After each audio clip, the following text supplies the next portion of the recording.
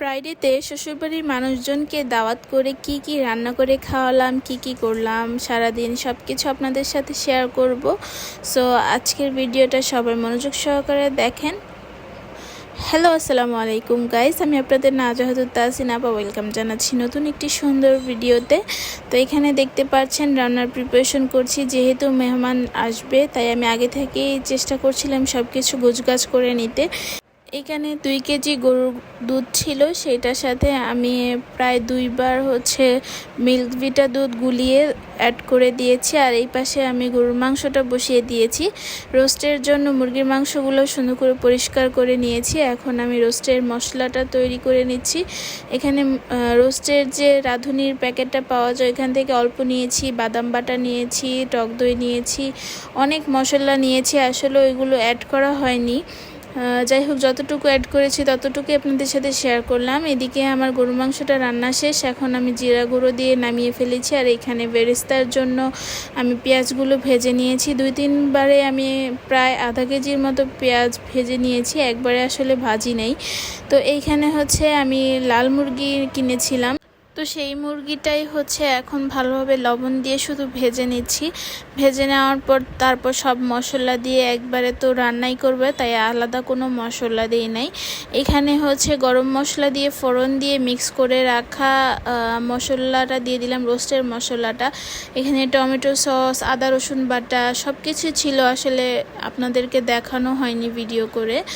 তারপর ভেজে রাখা মুরগির মাংস আর বেরেস্তা, কিশমিশ সব কিছু দিয়ে ভালো করে মিক্স করে নিচ্ছি রোস্টের সব কিছু।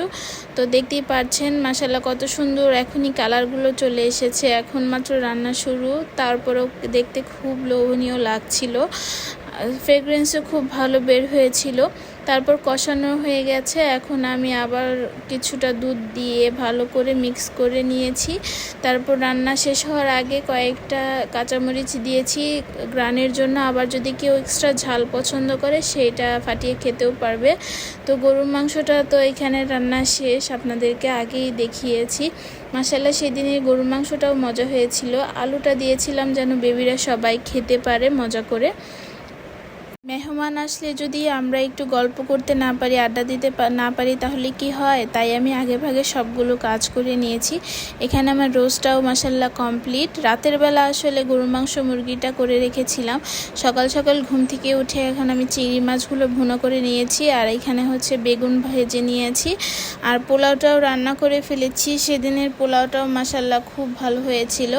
তারপর দুপুরের দিক দিয়ে আমাদের সব ফ্যামিলি মেম্বাররা চলে এসেছে, তো তাদেরকে একটু ভিডিও করে নিলাম। আর আমি ফ্রেশ হয়ে তাড়াতাড়ি করে একটু আয়নার সামনে এসেছি। দেখেন আমার মেয়ে কত জ্বালাচ্ছে আমাকে একটু শান্তিমতো ভিডিও করতে দেয় না। তো যাই হোক, সেদিন সারাদিন তো আর নিজের কোনো ভিডিও করা হয়নি। তারপর মেহমানদেরকে খেতে দিয়েছি। আসলে আমার তো ডাইনিং টেবিল নাই, ছোট একটা ফ্ল্যাটে থাকি, তো যতটুকুই আছে অতটুকুই আলহামদুলিল্লাহ। এখানে সবাইকে আমি খাবারগুলো ডেকোরেশন করে দিয়েছি, যার মতো মজা করে খেয়ে নেবে। তো এখানে ভাগ্না ভাগ্নিরা ছিল, সবাই আগে বাচ্চা পাটিরা খাচ্ছিল, তারপর বড় সবাই খাবে। সেদিন দুলা ভাই এসেছিল আমাদের বাসায় প্রথম। টিপু ভাই দেখেন নিচে বসে পড়েছে খাওয়ার জন্য। দুপুরে খাওয়া দাওয়া করে রেস্ট করে নিয়েছি। এখন বিকেলবেলা নাস্তা দিলাম। মেহমানরা যে দই মিষ্টি ফ্রুটসগুলো নিয়ে এসেছিল সেটাই খেতে দিয়েছি, পাশাপাশি চা করেছিলাম, তো সেটাই ছিল।